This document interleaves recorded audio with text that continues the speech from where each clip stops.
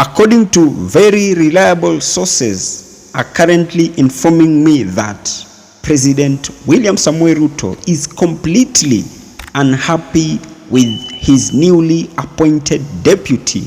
Professor Abraham Kithure Kindiki. And in this episode, let us just try and deduce a number of reasons as to why President Ruto is likely to be unhappy based on the circumstantial evidence and nothing fictitious. And one among the reasons as to why I strongly believe President William Samoei Ruto could be completely unhappy is due to the cognizant fact that immediately when Professor Abraham Kithure Kindiki did assume office, he more presented himself to be an office man rather than what President William Samoei Ruto had anticipated, because maybe President Ruto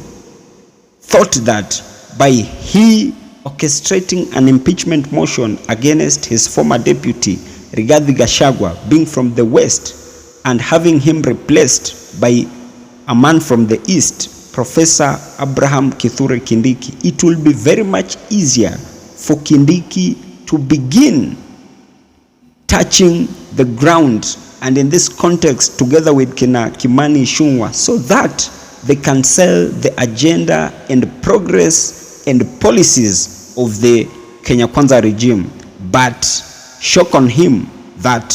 immediately when Professor Abraham Kithure Kindiki did assume office, he automatically turned himself into an office guy rather than he being grounded to the people. And the dangers of he being an office guy is simply because by he remaining in office, he gives a leeway for the former DP Rigathi Gachagua to fully consolidate and form formidable coalition and alliances in the entire Mount Kenya region, thus making it very detrimental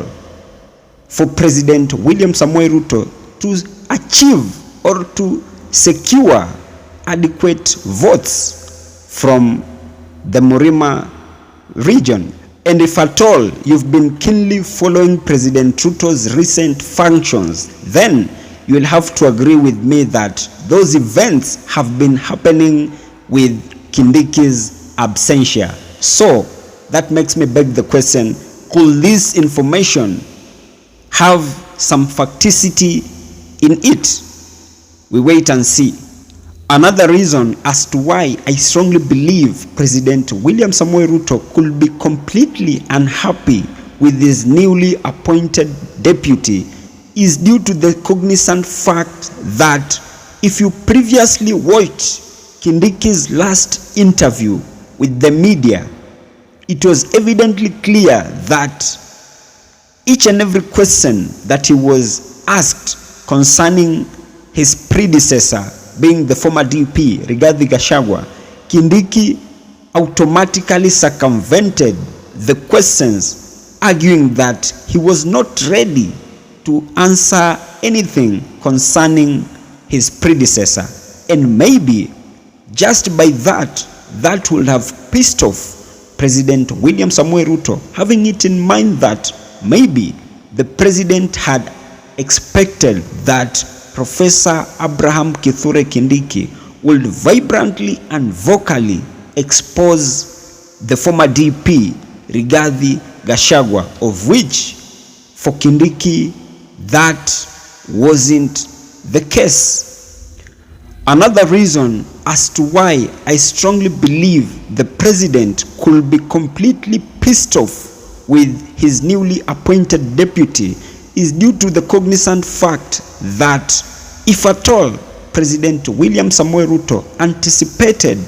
that Professor Abraham Kithure Kindiki will organize something like a homecoming event so that he can be able to gauge the influence that Kindiki has in his Tharaka Nithi region. But shock on him, up to the time of this broadcast, he hasn't seen any. And maybe that leaves President William Samoei Ruto in a quagmatic situation, asking himself,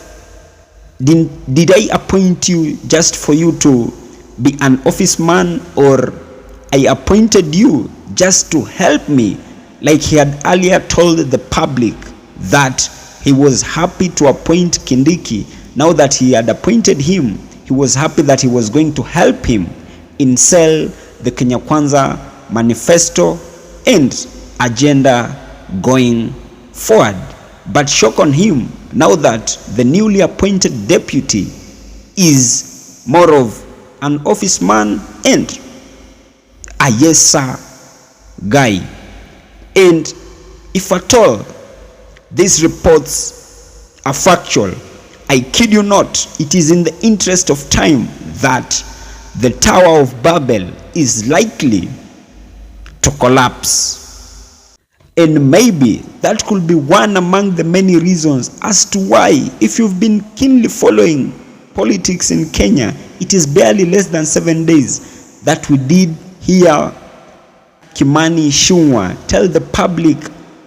in the presence of President William Samoei Ruto that he will make a very good